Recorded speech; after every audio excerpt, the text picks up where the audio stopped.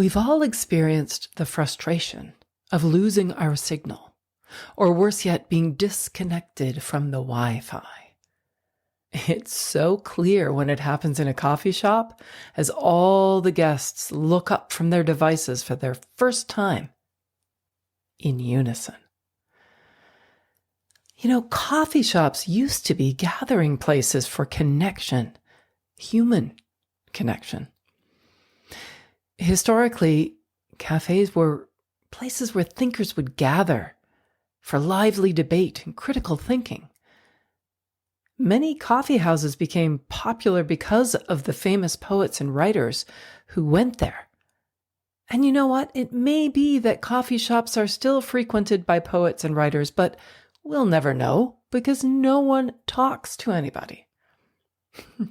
These days, the only conversations you hear are the brief exchanges between barista and customer communicating just enough to make sure you order the right size and flavor of coffee. And the only inquiry going on is about getting the Wi-Fi password so that you can sit down and hopefully close to a plug so that you can stay charged.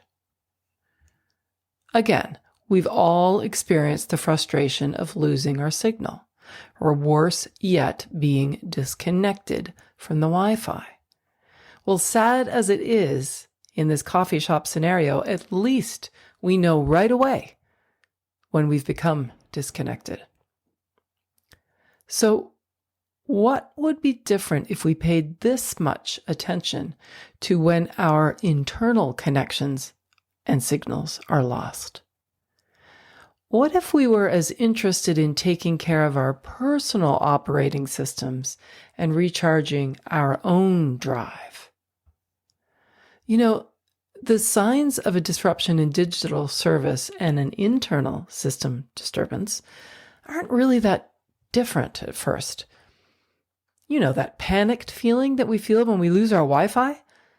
It's not unlike the response we feel in our bodies when we feel off-centered in our internal systems.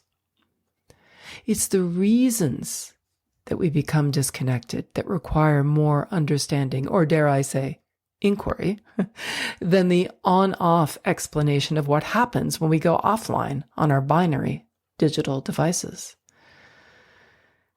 There is so much more in between what turns you on and what turns you off than a password and a plug. But until we understand what our personal core processing unit consists of, we won't be able to learn what these signals mean. Maybe the disconnect has something to do with a value that is being challenged, or an underlying fear or limiting belief that needs to be addressed. Who knows?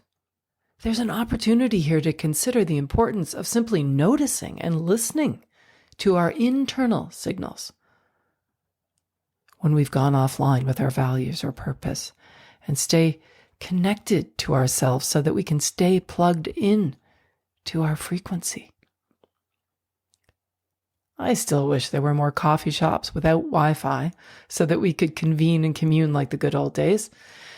It's a wake-up call of how dependent we all are on the internet and how reliant we have become on external factors to motivate us.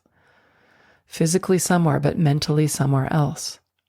It's not natural, and quite frankly, it's an awful lot for our brains to manage. No wonder we are all stressed out and overwhelmed. And it has nothing to do with coffee. So keep checking in with yourself, my friends. Listen to the signals. Take your time to figure out what they mean. There are no quick fixes, no passwords or plugins. Just an opportunity to learn and discover what's important to you. I'm Lisa Hopkins. Stay safe and healthy, everyone, and remember to live in the moment.